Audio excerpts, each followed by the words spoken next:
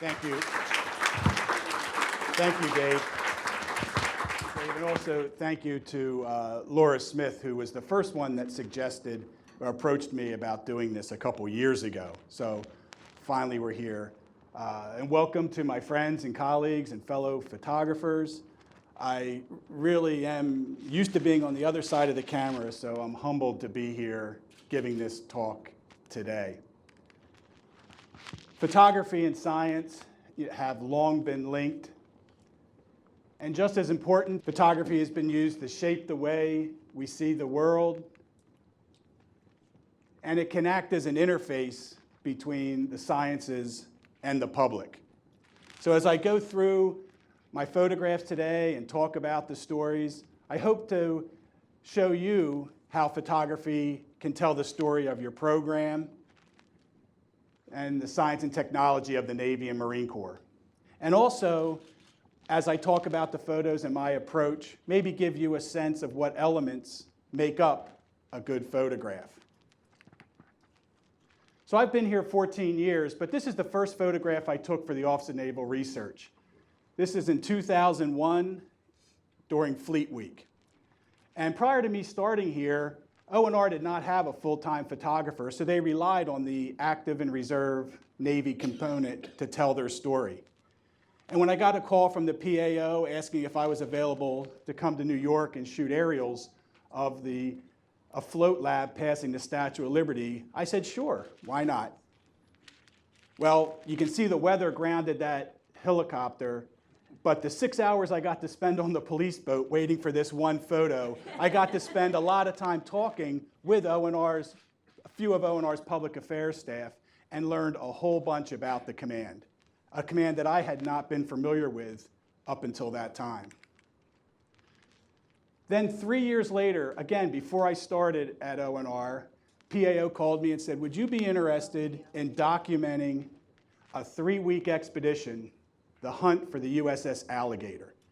USS Alligator was, as you can read, was the Navy's first submarine, and it sank off the coast of North Carolina in 1863. So O&R, along with NOAA, put together a joint expedition to find this submarine. So I found myself back aboard the afloat lab, and I knew this was a story. This had history, it had science, it was very compelling. But what I didn't realize when I had visions of Bob Ballard discovering the Titanic and all these exciting days at sea was that it really is grad students and researchers staring at screens 24 hours a day. In a small space, there is not a whole lot of photographic opportunities. It is punctuated by some activity in the morning and the afternoon, normally when they deploy and retrieve gear. Or in this case, I spent 8 hours aboard a chartered 40-foot fishing boat while these engineers from Panama City, Florida, threw a Remus unit over the side. That took about 5 seconds to do, and it sunk, and it went on and did great things. Didn't find the alligator, but it did great things. But that's sometimes what you have to do. But there was one photo from this assignment that I think captures it and tells the full story, and that was this one. And I think it's the alligator that's on the counter, and just that anticipation. Yes, they're looking at a screen, but it's like they're almost about to discover something. And I've run into Amir, who's the scientist closest to us. He's now out at Newark Keyport, and he showed me just 2 years ago a website that was still using this photo as their lead image. So that was the job that convinced me to come to work for O&R, which I did in January of 2005. And 3 days later, I was in Whidbey Island to photograph the christening of X-Craft. And you've heard the expression, you have one job, and one job to me during a christening was to capture the breaking of the bottle on the keel, on the hull. I had never photographed a christening in all the years in the Navy, but I figured, how hard can it be? Well, I missed it. And what I didn't anticipate was it would take Mrs. Hunter 8 whacks to break that bottle. And my digital camera buffer filled up after the third whack, and then that was it. I was just watching until I got this reaction shot. But I was not fired, and I did go on most of the next 2 years off and on photographing X-Craft. This is arriving in San Diego for its commissioning, where it became Sea Fighter. It's, to this day, the largest O&R logo I've ever seen. And if you knew Admiral Cohen, that wouldn't surprise you, that branding. But branding's important, and you'll see that throughout my talk today. So I had 40 minutes in a chartered helicopter to get all kinds of aerials, shot some wide stuff. But this is the shot that tells the story, or to me tells a story. This is the frigate USS Rents heading out to sea past Point Loma, while the newest ship in the fleet at that time, Sea Fighter, was coming back in. Sort of out with the old, in with the new. And there was a documentary made about X-Craft, and the only thing that Discovery Channel was not able to film was the helo certification, the initial landings of helicopters. But NavAir said if O&R filmed it, Discovery, and it was cleared for public release, Discovery could use it in the documentary. So a lot of times here, I'm asked to do both video and still, but there's normally one is weighted heavier than the other. In this case, I was a little nervous because I knew everything I shot could be in this documentary. So I really concentrated on video during that assignment. And I've shot all kinds of landings and everything else, but on the last day, I convinced them I needed to be in a rib boat to get some of the shots, video of it landing from the ocean. And they did 10 landings, and on the very last one, I finally pulled out my still camera and I just took one picture. Well, I took 10 pictures, but this one photo, which isn't the greatest, but when you know, this is the photo that ended up in Jane's fighting ships for the 2 years that Sea Fighter was on active service in the Navy. This brings me to Robo Lobster. From the time I had started at O&R, I had been hearing about Robo Lobster, and I was fascinated by this thing, and I really wanted to take some photos. So I was given the assignment to go up to Nahant, Massachusetts, and photograph it. So I took an early morning flight, went to Boston, drove the hour and a half or so to Nahant to Northeastern University's Marine Science Center to meet with Joe Ayers, who was the principal investigator and the inventor. And this is the first picture I took when I finally got there and after Joe showed me around his lab. And it's all right. But walking in, I had seen a beach area with these big boulders and the surf coming in. And I knew that's really where I wanted to photograph Robo Lobster. But Joe convinced me that we should go to lunch first. And that was a mistake because Tom knows Joe. Joe can talk. And Joe knows everyone and everyone knows Joe. So we went to lunch, an hour, it's turning into almost 2 hours, and I'm looking at my watch and I'm thinking, I've got a flight. I haven't really taken a picture yet that I think is going to be worth anything. We finally get back to the lab and something's changed. The tides come in. Most of the beach is now gone. Those rocks that I wanted to shoot on are underwater or half underwater. So I quickly grabbed the lobster. We went outside and I took this photo, which is all right, but it's too busy. You can't, it doesn't jump off the page or the screen. But then I saw this one little patch of sand. I placed 2 Robo Lobsters there. And to this day, this is probably one of my most published photos. I still see this thing pop up. In fact, it's my only photo that appeared in National Geographic, the Japanese version, but I'll take it. And it was used real big at the Smithsonian's Cooper Hewitt Museum in New York when Robo Lobster was made part of the design triennial. And I just have to show you that the thing does walk, in case you didn't believe it. One of the other unique things that, since I've been here for 14 years, I've had the opportunity to see technologies over the years. Sometimes the same technology as it grows and matures to transition, and sometimes just iterations of technology. This is the Future Immersion training environment or fight out in Camp Pendleton, California. And it's an indoor facility that has the sights and sounds and allows Marines to train before they deploy. But one of the unique things that O&R added to this was the holograms that they could interact with, either in a threatening way or non-threatening way, so that they could better make decisions when they went over there. And then 2 years later, I was back in Camp Pendleton. I'm sorry, that was the infantry immersion trainer. This is the fight. Back over there, and this time they're using VR goggles to demonstrate small squad tactics. And this is a tight shot, and I liked it. I liked the blue in the eye. I think that added some interest. But then this wider shot really shows what that training was about. It shows this squad of Marines in their little box. They use a joystick on their weapon to move around in an environment. And as they look around, they'll see each other. They can talk to each other. They can walk around a simulated village. And then 2 years after that, in North Carolina, here's the same technology, only now it's being used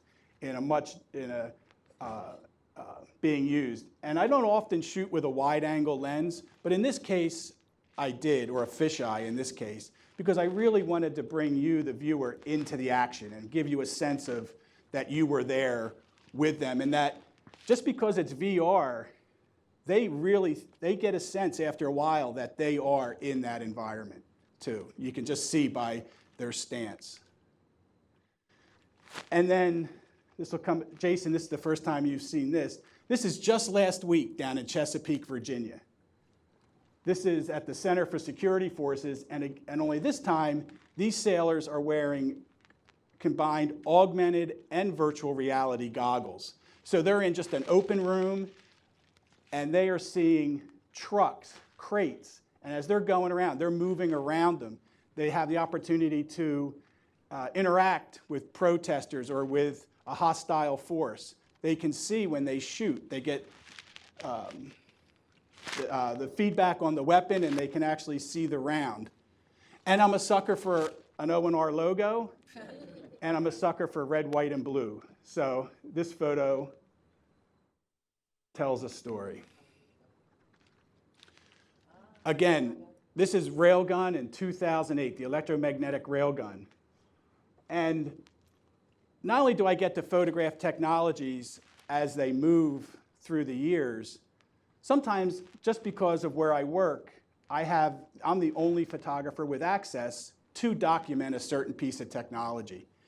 And I really take that seriously and try to be as accurate as I can. And this is the first time the public was able to see what the electromagnetic railgun looked like, in this case, a lab launcher.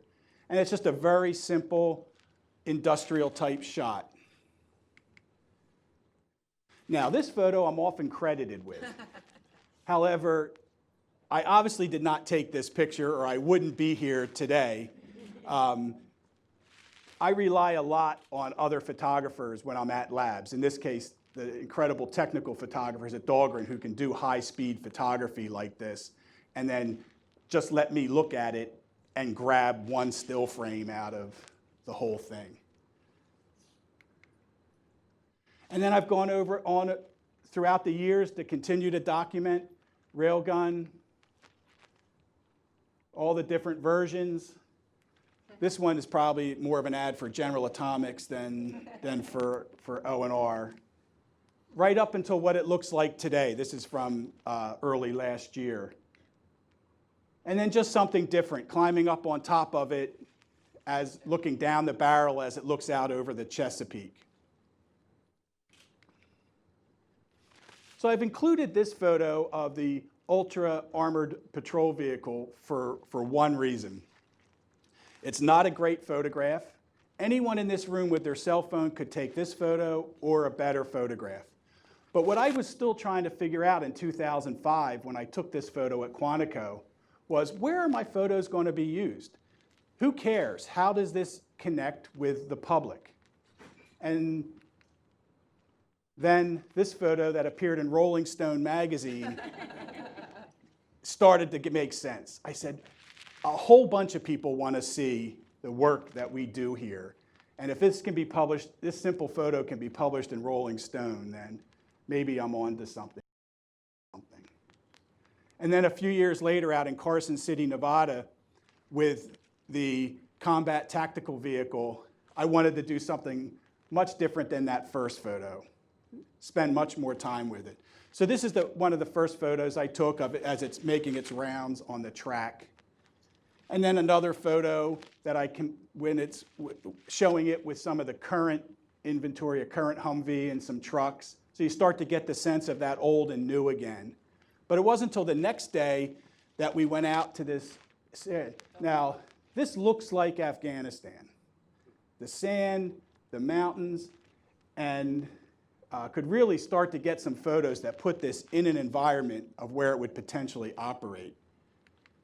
And then this photo showing the old and the new. And this is the one that I think tells the story the best. One of the neatest assignments I've had here was to photograph the launch of TACSAT-4 in Kodiak, Alaska. And you have to think, when the NRL PAO called our PAO and said, hey, can you send John up to Kodiak, that it's taking a risk. Kodiak, it takes at least a full day to get there. It's 3 flights. Weather is unpredictable in Alaska. And the launch window was Tuesday with a backup Thursday and then not again for 2 weeks. So if I didn't get that photo, and by the way, I'd never photographed a rocket launch before, but if I didn't get that photo, it was just taking a risk.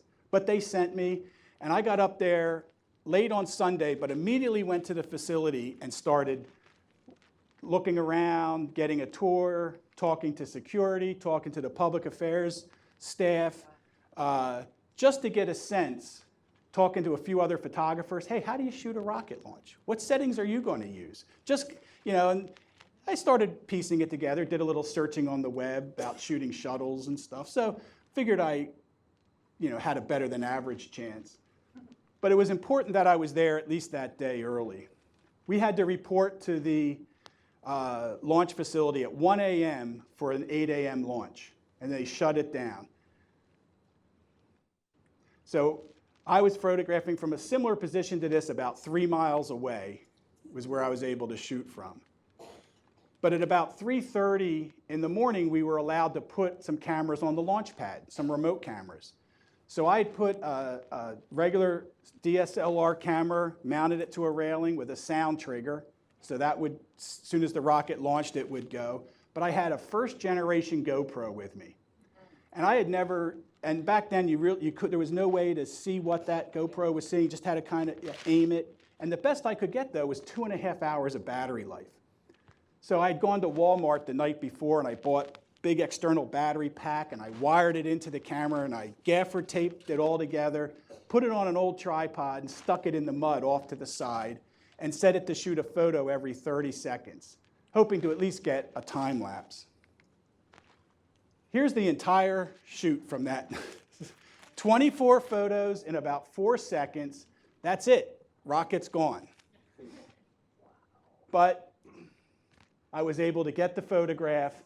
And because I had been there a day early and met with security and met with public affairs, here's a second photo.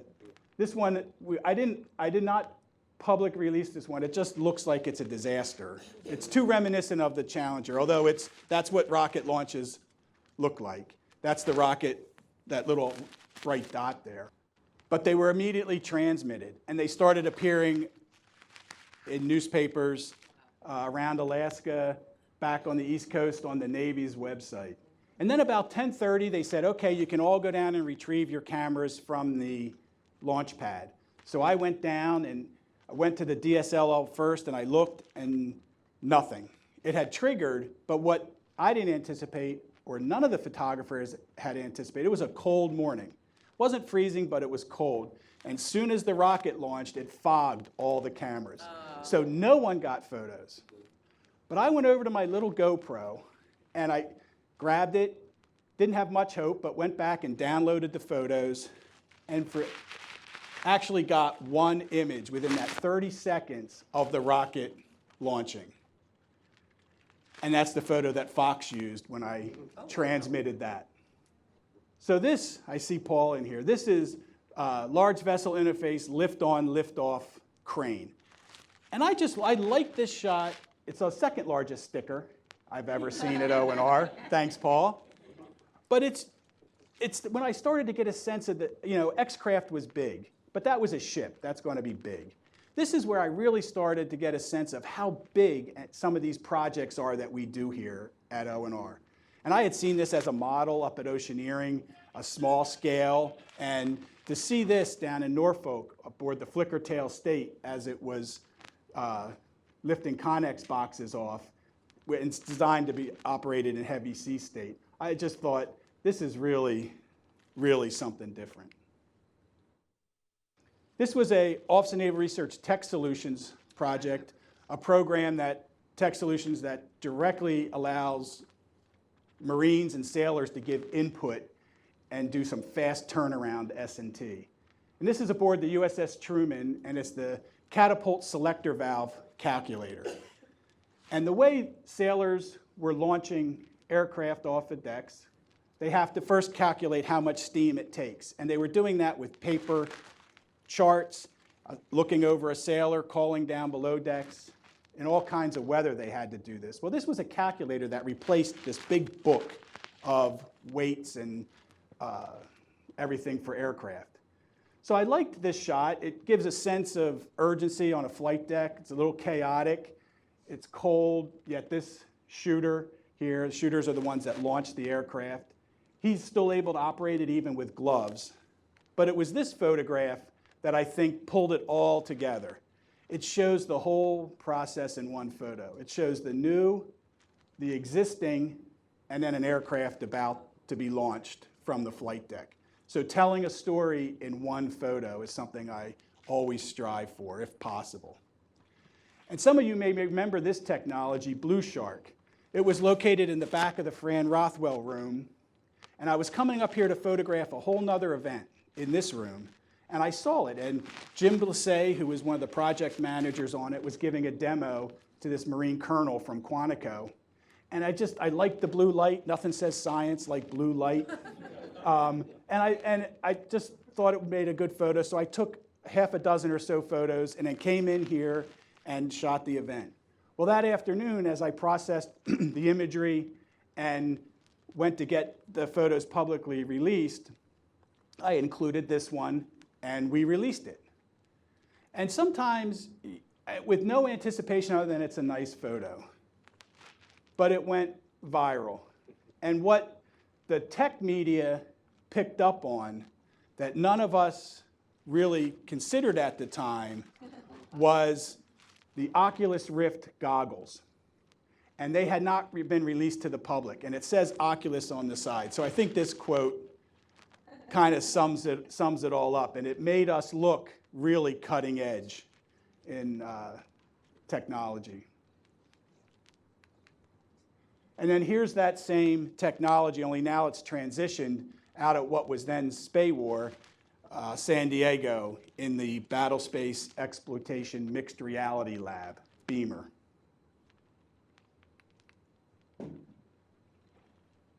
This is over at the David Taylor Model Basin at Carter Rock.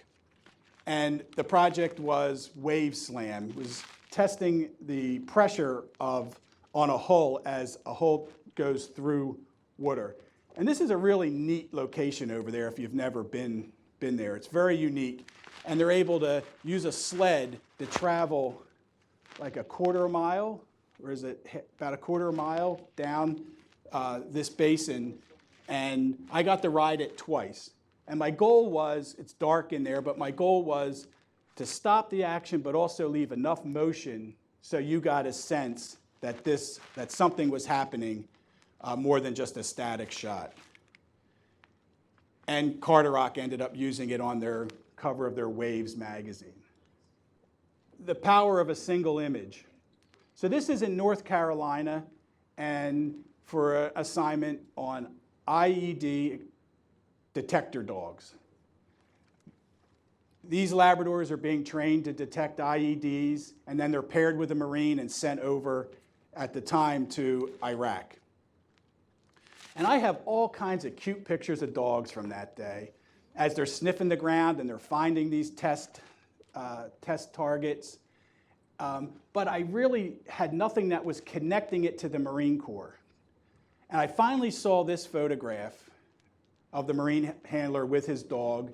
This is Grady, with Grady. And I started taking a few pictures, and Grady kindly turned his head right into the light, and I think I made a photo. And while it still doesn't say IED detector dog, I think if you can just take a compelling photo and people either see it cute or they're just curious and they read the caption or read one of our stories, then they find out that it's what's going on. Or sometimes the photos used to talk about service dogs to treat health issues that showed up in my Facebook feed a couple years ago. But once the photos are out there, they're out there. This is a case where I wanted to tell the story in one photo, but I couldn't. This is in Pearl Harbor aboard the USS Michael Murphy for a synthetic training exercise. And this allows multiple locations to see the same virtual picture, and in this case, repel an enemy. This was probably the photo, I think, that told the story the best, but it was really this flight crew over on Ford Island who were flying over that ship, and they're seeing it virtually. Or in the CIC below decks, they're seeing it on their radars. And then a simulated carrier command center overseeing the whole operation. This was Ford Island. It could be 1,000 miles away. So sometimes it's hard to do everything in just one photograph. So what's going on here? There's a shower on the ceiling, a toilet on the floor, 2 sinks, and you look out the porthole. Well, there's been a few bucket list assignments when I started at O&R, and covering the floating instrument platform, or FLIP, was one of them. And I finally had the opportunity in 2012 during its 50th anniversary to go out there and photograph it. The only problem is you have to make a decision.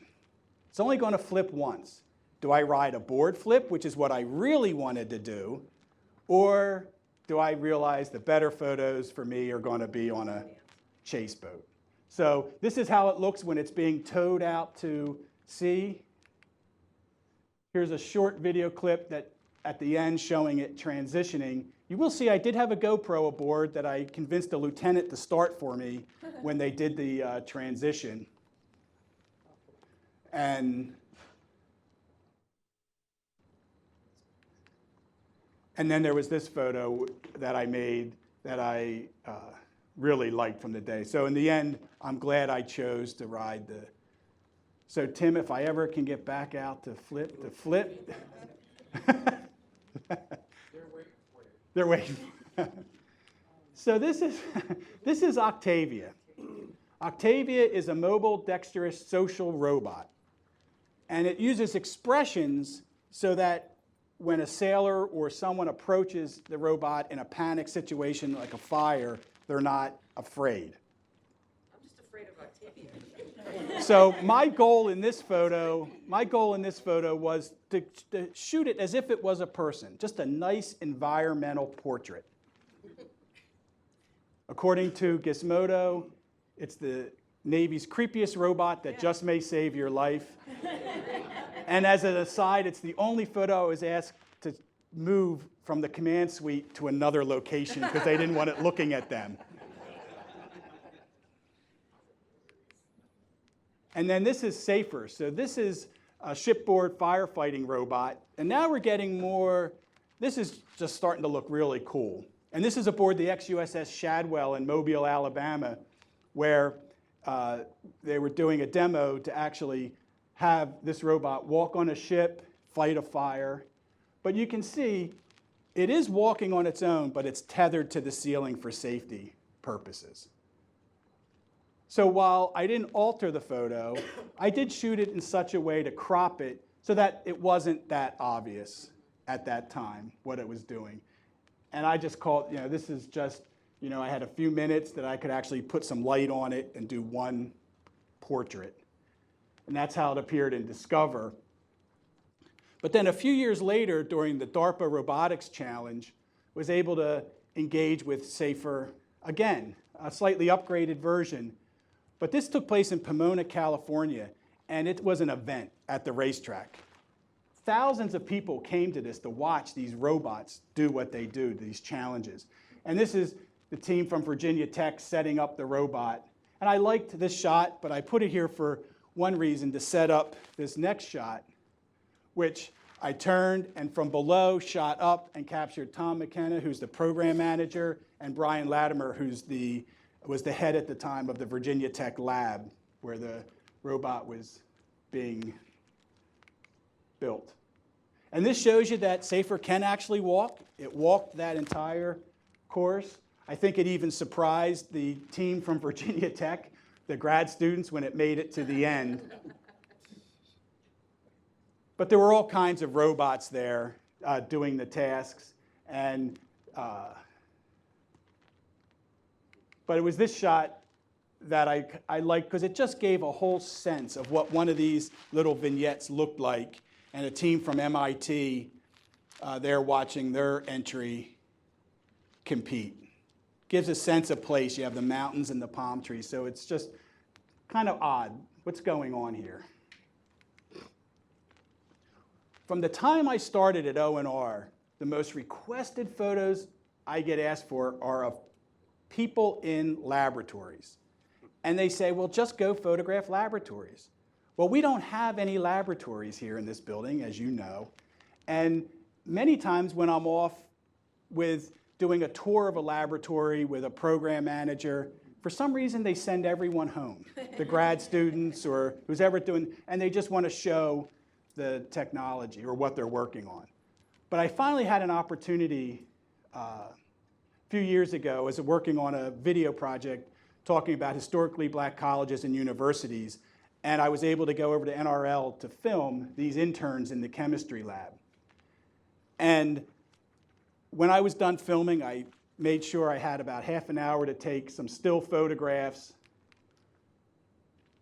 And these photos have been used over and over and over again. So if anyone has any labs that they can get me into, I'm happy to do that and get some new photography from there. This is the laser weapon system aboard the USS Ponderay in the Arabian Gulf. And this job almost didn't happen for the simple reason that it wasn't hard to get me to Bahrain or have me walk aboard the ship and get underway. And I was with NAVC and O&R, and they wanted me to film it and photograph it. But myself and my equipment represented 2.5 people. And that only becomes a problem when you have to helo off. And my boss was not going to let me spend 5 weeks underway so I could walk off. I was given five days, 4 nights. So I had to consolidate stuff. I got myself down to 2 people, and I got manifested on the flight off. But this is another case where you think you have unlimited time. You're there all day in the middle of, in this case, the Gulf, and just to photograph. But with testing, you just can't go anywhere you want. You can't always be outside when they're lasing, so you just have to wait and always be ready. But this is a shot I liked. It has the American flag. It's the one the Washington Post used. But I really wanted a photo from the perspective of the laser looking out. And I just couldn't get it. Well, the night before the final night at sea, I talked to the second class petty officer who I knew prepared the laser every morning. He opened up the garage, he cleaned it, checked some settings. So I said, what time are you going to do that tomorrow? And he told me 0630.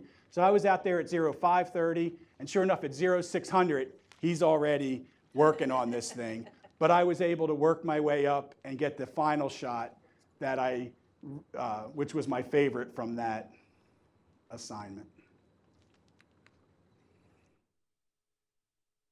Like Flip, the Navy had an airship in Pax River, a blimp. It's not a blimp, it's an airship. You get corrected right away when you call it a blimp.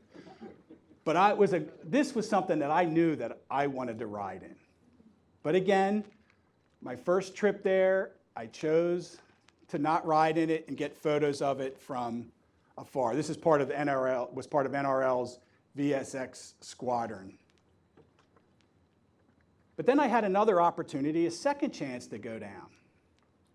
This time, I was set. I'm going to ride in an airship. Except when I got there, my name had been left off the manifest. And the old Navy, where you could just jump on an aircraft and go, it's not like that anymore. So I had to watch it leave, and I took some more pictures. So third time's a charm, right? I'm going down there for a third time. I confirmed with the front office that I was on the manifest, and I was going to finally ride in the airship. Well, I get down there, and I go over to the airship, and I notice all the seats have been removed for scientific gear except for 4. So unless I was going to bump the admiral, the pilot, Larry Schutte, or the program manager, I was once again not going to ride in the airship. But that's all right, because now I had a new GoPro, one that you could operate from your phone. So I mounted the GoPro in there, and I took pictures of their whole trip while they were flying around until it was out of range. This photo I would never have been able to get if I had actually been able to ride in the blimp. So some things work out. Many years later, I'm in Anacortes, Washington for the christening of the research vessel Armstrong, and this time I made sure I didn't miss. They also did it right. They put a sharp, pointed thing they welded on the side just to break the bottle. And while I was there, I had a chance to photograph the sister ship, which was the Sally Ride, while it was under construction. Then a few months later, I was able to, now I'm getting good at this, so I was able to capture the christening of the Sally Ride. But then fast forward, what was really neat was then the ability to get underway on Sally Ride for a 3-day scientific certification cruise to tell the story of some of the researchers that were there. And when I was out there, I wanted to show the newest tech, some of the things that were different from other research vessels I had been on. And these cranes were purpose-built for that. And I picked this high-angle shot, and I like it. But I thought this one was better. I got low, and this one kind of makes you feel like you're helping them bring this piece of gear in. Or this of the A-frame in the back, large A-frame, as they're retrieving scientific gear. But then one photo that was my favorite from the whole event was this one. And I think, again, like the IED dog or some of the others, if a photo just is interesting to you, I think you're more likely to read the story. And this can talk about women in science. It can talk about STEM. This engineer from Scripps actually operating the crane. And not that I'm showing off now, but this is the christening of Sea Hunter in Portland, Oregon. And I went out to photograph the christening, but I knew at this time, it was still more of a DARPA project than O&R. So that's the director of DARPA that's doing that with Admiral Winters in the photograph. But I took a back seat to this. But the photo I wanted to get that I knew would be much more interesting was something of it underway. At the time, there were no real photos of it, underway. And I was like, well, let's see what I can do. But immediately after the ceremony, I went back in the building and I processed the photos. And I was sending them back to the East Coast to meet the deadline. And I kept asking, when's it getting underway? I knew it was getting underway that day to go back up the river to where it was built. No one would give me an answer, or they didn't know. So my first indication, like a lot of things, was I hear the horn, blast, I look out the window and they're casting off lines. Well, I grab a camera and I run as best I can. Up, I get on, there's a bridge that goes over the Willamette River. And I got as far up as I could as it just pulled away from the pier. And sure enough, that was a photo that the Virginia pilot used to talk about the christening. But this is the photo that I really liked, that I took a few seconds later, and then it was gone. One of the other things that's changed a lot is the ability for me to use remote cameras. In this case, documenting a swarm, an autonomous swarm boat exercise on the James River. So this photo, I was able to get close enough on the main boat to actually show that there's no one aboard this vessel as it's going through. But by mounting a GoPro on there, I'm really able to put you, the viewer, into that boat and really emphasize that it's unmanned. And this magazine agreed. And then 2 years later, off the coast of Little Creek, for another swarm boat, I just did the same thing, only this time I reversed the camera, and that was the photo that, of all the photos sent, these were the photos that were most published. This is the Advanced Electric Ship Demonstrator in Lake Ponderay in Idaho. And I'm showing you this photo. I like the photo. It's a beautiful setting. It clearly shows the technology. But sometimes you want to show more than the technology to, again, tell a story or get interest.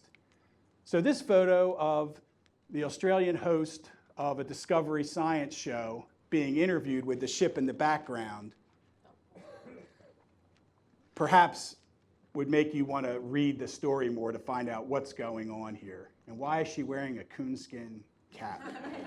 Never solved that. Or this photo that shows an autonomous aerial vehicle or drone taking off from an unmanned utility vehicle after they both exited from an amphibious assault vehicle that autonomously landed on the beach in Camp Pendleton. This is unmanned in like one photo. And now here we have a science advisor who's talking to Marines about what kind of technology they want to see, what do they think of what they just saw, and you have the technology in the ocean in the background. So I think sometimes these photos add a lot more interest than just the technology, and if they're sometimes used together or as a single photograph. Here's another example to your point. This is Robot X, an international maritime competition. This is in Hawaii. And this is the team from Australia, University of Newcastle. And this is just one of the tasks. They had to launch that racquetball to that target. These are all autonomous. So it took a lot of photos to get to actually, because no one knows when it's going to happen. The thing's thinking on its own. But here's the real photo from a competition like that. And this is the team from Embry-Riddle University jumping in to solve a problem that the team from Osaka University in Japan was having. So that international cooperation is really what a lot of these events are ultimately about. And then this photo from the University of Hawaii's entry, just as funny. And in these days of Instagram, you're kind of looking for stuff like this. Or in this case, ACUS, the Autonomous Aerial Cargo Utility System. How do you show a Vietnam-era helo as high tech? Now, that thing's flying autonomously. ACUS can take any rotary wing aircraft and potentially turn it autonomous. So it is neat. But how do you show it? Well, in this case, the Marine, putting the Marine in the photo, he's not flying the helo, but he is determining where it will land by picking a target or a landing zone. But if you take photos like this just shows a Huey landing. It's an all right photo, but it doesn't say high tech. So in this case, I just chose to zoom in on the one thing that was exterior to the helo, the LiDAR unit on the front that mapped everything as it would come in, and chose to use this photo. as the main photo. I've had the opportunity twice to film in the Arctic, and the first one, like a lot of things, sounds very exciting, and it is. But it's also about 13 hours in a C-130 flying over ice that you have to kill time. This is out of Fairbanks, Alaska, and as they were throwing these buoys out, that hit, sonar buoys that would hit and then drop down and send data back to the researchers, or fly up into the clouds and throw different sensors out.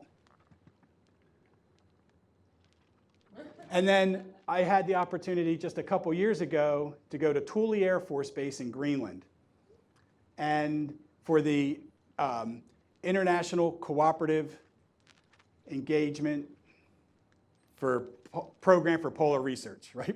Ice paper. So where we were going, the goal was to drop buoys over the North Pole into the ocean to measure oceanographic data. And they stay there for years. They provide data for 3, 4, sometimes 5 years as they freeze and thaw. But anyway, so you get there early and you have a lot of time. So you film the unboxing of the buoys, working on the buoys, preparing them, branding the buoys. That is important. John Woods is an expert at branding. The buoy's ready to be loaded onto a Danish C-130, being loaded, but then ultimately flying over the North Pole, dropping one of the buoys out. And they go really quick once they get out the back of that C-130. But you have to be ready. And then at the same time, I'm shooting video. So again, things like remote cameras can help when you're doing that. And I know the parachute didn't open there, but we were only at 200 feet, and the buoy immediately started transmitting. This is at Unmanned Warrior in Scotland. And sometimes you're in these great locations, but you're inside. So how do you tell that story? In this case, it's obvious with a flag on the wall. It's Captain Beth Crichton, one of the O&R Reserve components, who was the overall U.S. lead for that, and talking with sailors about their technology. Or you see another flag in great light, and you just wait for something to happen in front of it, and these UK sailors come by with another Remus unit. But this photo, you're saying, well, what's going on here? And this photo is significant in that the US team on the left is talking with the Australian team lead there in the center, and his units on the right. This was the first time, they're talking about the first time that these two unmanned undersea vehicles communicated and tasked each other. And that's pretty cool. But you would have to read the caption or the story to find that out. And this photo showing the US and Canada with unmanned undersea vehicles, which you obviously can't see, but they're transmitting to this unmanned aerial vehicle that's sending that data back to the shore. And here's the shore base station. Time for an adventure. I can't tell you the number of demos I'm on that U-Haul, Thrifty, everything plays a big role, but it all works. It's all science. And this photo I jokingly call reservist in a box, but that's Lieutenant Chelsea Ware. So how do you show an underwater security system? And even if I was to put a wetsuit on and dive down to the bottom of the lock, I would see a cable. It still wouldn't tell a story.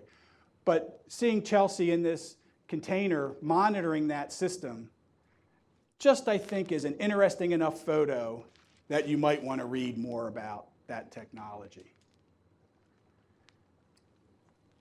Sometimes, these next two photos, sometimes video does a good job, sometimes still.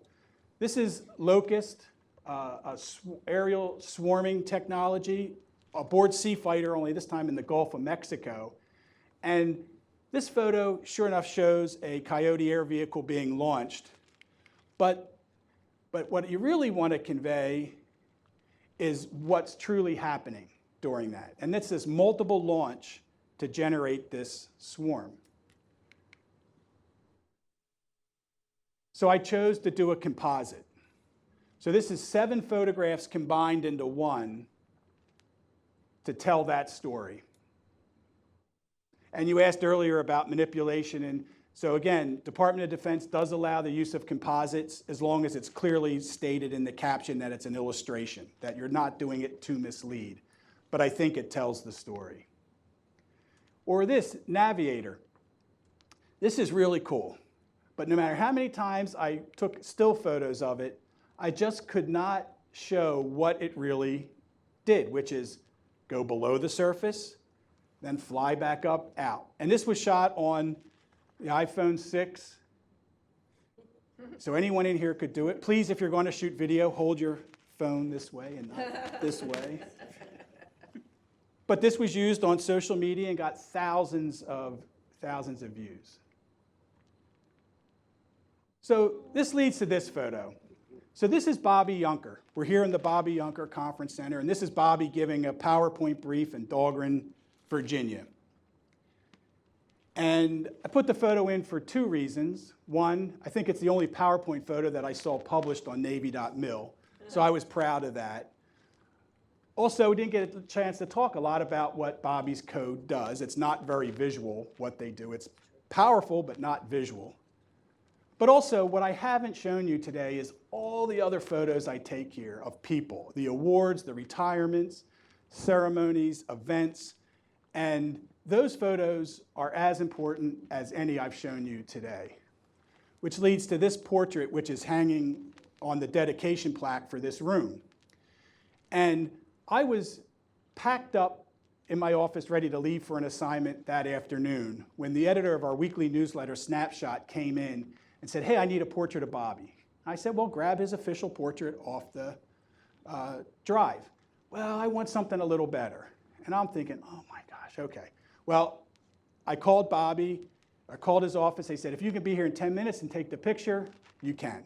So I unpacked the camera, I went down, I opened up some blinds, some nice light, forced Bobby to put his badge in his pocket, and took half a dozen photos. Bobby just naturally posed against the back of a chair. I didn't think anything of it, and that night when I arrived at the hotel, I downloaded those photos and sent them back to Snapshot and didn't think anything of it. Well, as many of you know, Bobby got ill very quickly and passed away before he could even have an official retirement ceremony. So the code came to me and said, hey, the family would like any photos you have of Bobby. And I had remembered the previous photo. There had been awards photos of Bobby and, of course, his official portrait. But then I came across this photo, too, and I was like, oh, okay. I packaged it all up, sent it to the code, and they provided it to the family. Well, during a memorial service and the dedication of this room, Bobby's wife came up to me and thanked me for capturing Bobby. So again, it's just a constant reminder to me that the photos I take, whatever the assignment, are important to someone. Like this photo of my grandfather's retirement from the Naval Air Development Center in Warminster. And I didn't remember this photo being taken in the mid-70s, but I did remember visiting that lab with my grandfather and seeing where the centrifuge, where our first astronauts trained, and the little model aircraft factories, or model aircraft room. So again, the fact that some Navy photographer took this picture at his retirement it hangs in my office, again, as a constant reminder. And then if you'll indulge me for a second, I'll take this full circle. This is a patent my grandfather received while he was at the Philadelphia shipyard for a tube bending tool. And it was the early 40s. And again, I didn't know about this, but my grandmother just a few years ago sent me a box, or gave me a box with all these papers in it, and I came across this original patent. I'm like, wow, that's really, really cool. But then there was a letter in there from the Office of Naval Research sent to my grandfather in 1947, sending that final package and the final award of that patent. So this is all the places you can find us. Thank you. Happy to hang out in the back and talk photography.